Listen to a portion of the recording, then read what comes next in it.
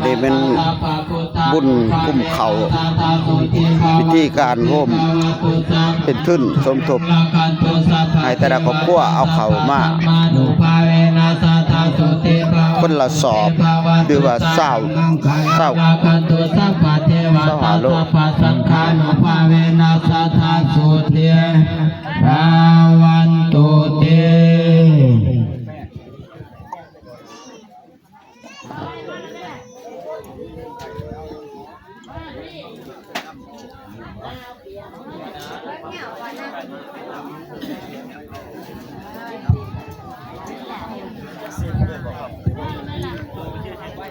ตักบาตร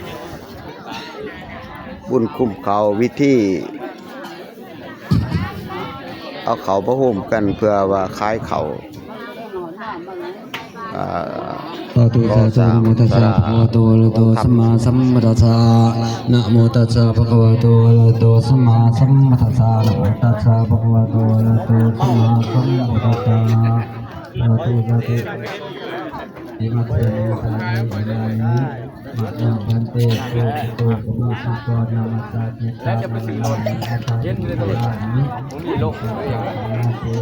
ตักบาตรแดดพกคายกระติบสื่อรถพี่กบอันนี้เป็นประเพณีของบ้านเราเฮาเนาะประเพณีบ้านเร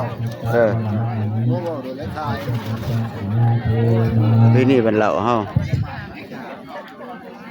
เดือน3แต่ละปีต้องได้เฮ็ดบุญข้าวจี่เขินนะบุญข้าวจี่ปีนี้อากาศหนาวหน่อยนึง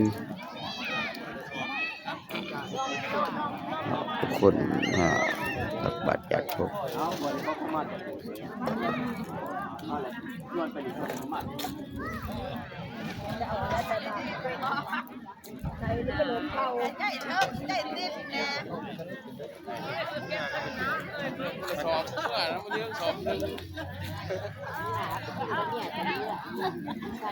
แซ่บ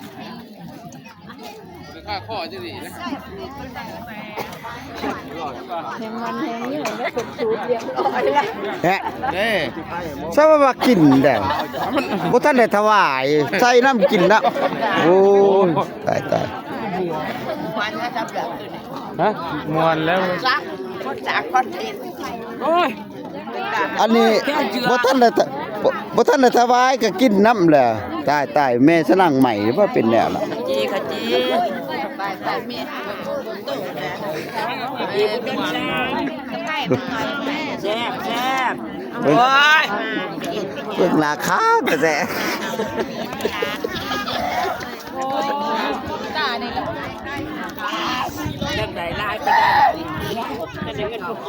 2 ล้านวิว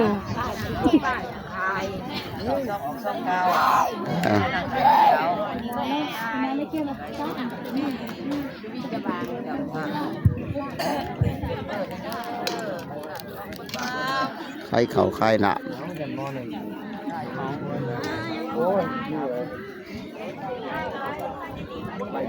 เบิด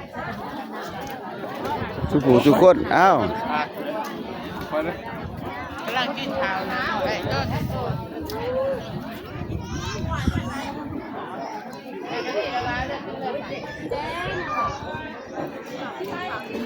อันนี้เขาเฮ็ดบุญ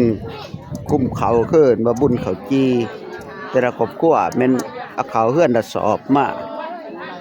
ภายหลังอันนี้เลยก็คณะกรรมการของบ้านก็จะได้ขายเขานี่เพื่อเป็นเงินก็สร้างศาลาโฮมธรรมในบ้านเราเฮาเนาะที่ได้ประเพณีบ้านนอกก็สิประมาณนี้แหละพี่น้อง